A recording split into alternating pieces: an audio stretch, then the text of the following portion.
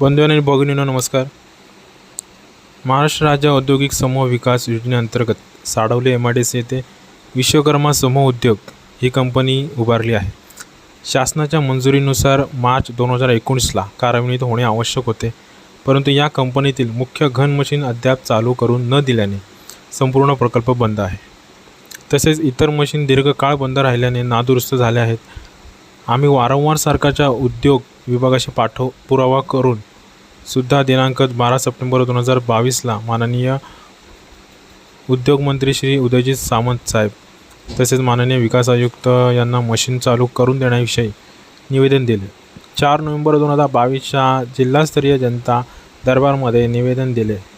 तसेच 1 जुलै 2023 रोजी देवरुख येथील जनता दरबारमध्ये सुद्धा निवेदन दिले. तसेच 7 ऑगस्ट 2023ला लोकशाही दिनात जिल्हाधिकारी यांना तक्रार अर्ज दिला.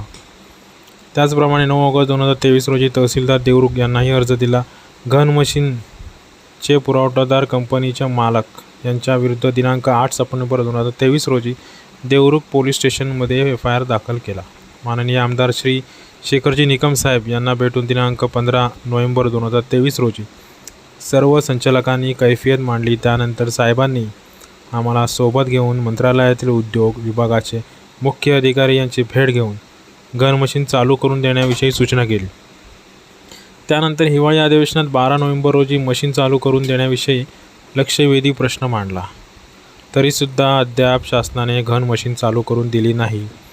समूह उद्योगाच्या संचालक व सभासदांनी सुमारे 1,25,00,000 रुपये इतकी रक्कम आत्तापर्यंत खर्च केली असून त्यापैकी 64 लाख रुपये पतपेढी, बँक व सावकारी कर्जाने घेतली आहेत.